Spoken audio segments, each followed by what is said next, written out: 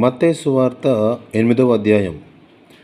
ఆయన ఆ కొండ మీద నుండి దిగి వచ్చినప్పుడు బహుజన సమూహములు ఆయనను వెంబడించెను. ఇదిగో కుష్ఠరోగి వచ్చి ఆయనకు మ్రొక్కి, ప్రభువా, నీకిష్టమైతే నన్ను శుద్ధునిగా చేయగలవనెను. అందుకాయన చెయ్యి చాపి వాని ముట్టి, నాకిష్టమే, నీవు శుద్ధుడవు కమ్మని చెప్పగా తక్షణమే వాని కుష్ఠరోగము శుద్ధి ఆయను. అప్పుడు యేసు ఎవరితోనూ ఏమీ చెప్పకు సుమి, కానీ నీవు వెళ్ళి వారికి సాక్షార్థమై నీ దేహమును యాజకునికి కనపరుచుకుని మోషే నియమించిన కానుక సమర్పించమని వానితో చెప్పాను. ఆయన కపెర్నహూములో ప్రవేశించినప్పుడు ఒక శతాధిపతి ఆయన ఎదుకు వచ్చి, ప్రభువా, నా దాసుడు పక్షవాయువుతో మిగుల బాధపడుచు ఇంటిలో పడి ఉన్నాడని చెప్పి ఆయనను వేడుకొనెను. యేసు, నేను వచ్చి వాని స్వస్థపరచదని అతనితో చెప్పగా, ఆ శతాధిపతి, ప్రభువా, నీవు నా ఇంటిలోనికి వచ్చుటకు నేను పాత్రుడను కాను. నీవు మాట మాత్రము సెలవిమ్ము, అప్పుడు నా దాసుడు స్వస్థపరచబడును. నేను కూడా అధికారమునకు లోబడిన వాడును. నా చేతి క్రింద సైనికులున్నారు. నేను ఒకని పొమ్మంటే పోవును, ఒకని రమ్మంటే వచ్చును. నా దాసుని ఈ పని చేయమంటే చేయును అని ఉత్తరమిచ్చెను. యేసు ఈ మాట విని ఆశ్చర్యపడి వెంట వచ్చుచున్న వారిని చూచి, ఇజ్రాయేలులో నేనెవనికైనను నేనింత విశ్వాసం ఉన్నట్లు చూడలేదు నిశ్చయముగా మీతో చెప్పుచున్నాను. అనేకులు తూర్పు నుండి పడమటి నుండి వచ్చి అబ్రహాముతో కూడను, ఇస్సాకుతో కూడను, యాకోబుతో కూడను పరలోక రాజ్యమందు కూర్చుందురు గాని రాజ్య సంబంధులు వెలుపటి చీకటిలోనికి త్రోయబడుదురు. అక్కడ ఏడ్పును పండ్లు కొరుటయు నుండినని మీతో చెప్పుచున్నాను నేను. అంతటా యేసు, ఇక వెళ్ళుము, నీవు విశ్వసించిన ప్రకారము నీకు అవునుగాకని శతాధిపతితో చెప్పాను.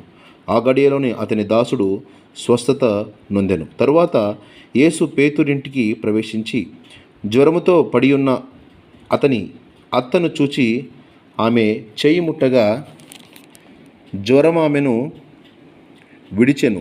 అంతటా ఆమె లేచి ఆయనకు ఉపచారము చేయసాగాను. సాయంకాలమైనప్పుడు జనులు దయ్యములు పట్టిన అనేకులను ఆయన యొద్దకు తీసుకొని వచ్చిరి. ఆయన మాట వలన దయ్యములను వెళ్ళగొట్టి రోగుల నెల్లను స్వస్థపరచెను. అందువలన ఆయన మన బలహీనతలను వహించుకొని మన రోగములను భరించినని ప్రవక్త అయిన యెషయా ద్వారా చెప్పబడినది నెరవేరును. యేసు తన యొద్దనున్న జనసమూహమును చూచి అద్దరికి వెళ్ళవలని ఆజ్ఞాపించెను. అంతటా ఒక శాస్త్రి వచ్చి, బోధకుడా, నీవెక్కడికి వెళ్ళినను నీ వెంట వచ్చిదని అతనితో చెప్పాను. అందుకు యేసు, నక్కలకు, బొరియలను, ఆకాశ పక్షులకు నివాసములను కలువు గాని మనుష్య కుమారునికి తల వాల్చుకున్నటకైనను స్థలము లేదని అతనితో చెప్పాను. శిష్యులలో మరి ఒకడు, ప్రభువా, నేను మొదట వెళ్ళి నా తండ్రిని పాతిపెట్టుటకు నాకు సెలవిమ్మని ఆయనను అడుగగా, యేసు అతనిని చూచి, నన్ను వెంబడించుము, మృతులు తమ మృతులను పాతిపెట్టుకొని నిమ్మని చెప్పెను. ఆయన దోణి ఎక్కినప్పుడు ఆయన శిష్యులు ఆయన వెంట వెళ్ళిరి. అంతటా సముద్రము మీద తుఫాను లేచినందున ఆ దోణి అలల చేత కప్పబడెను. అప్పుడు ఆయన నిద్రించుచుండగా వారు ఆయన యొద్దకు వచ్చి, ప్రభువా, నశించిపోవుచున్నాము, మమ్మల్ని రక్షించుమని చెప్పి ఆయనను లేపిరి.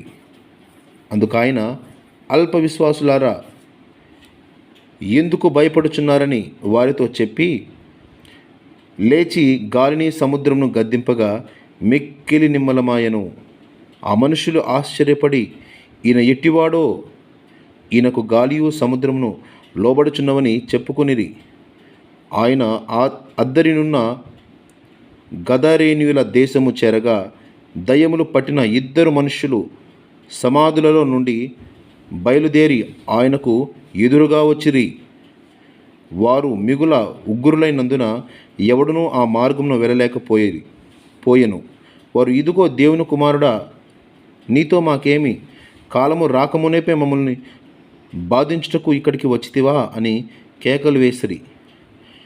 వారికి దూరమున గొప్ప పందుల మంద మేయుచుండగా ఆ దయ్యములు, నీవు మమ్మల్ని వెళ్ళగొట్టిన ఎడల ఆ పందుల మందులోనికి పొమ్మని ఆయనను వేడుకొనెను. ఆయన వాటిని పొమ్మనగా అవి ఆ మనుషులను వదిలిపెట్టి ఆ పందులలోనికి పోయెను. ఇదిగో ఆ మందంతయు ప్రాపాతము నుండి సముద్రంలోనికి వడిగా పరిగెత్తుకొని పోయి నీరులో పడి చచ్చెను. వాటిని మేపుచున్న వారు పారిపోయి పట్టణంలోనికి వెళ్ళి జరిగిన కార్యములన్నీయు దయ్యములు పట్టినవారు సంగతి తెలిపిరి. ఇదిగో ఆ పట్టణస్థులందరూ యేసును ఎదుర్కొని వచ్చి ఆయనను చూచి తమ ప్రాంతములను విడిచిపోమ్మని ఆయనను వేడుకొనిరి. ఆమేన్.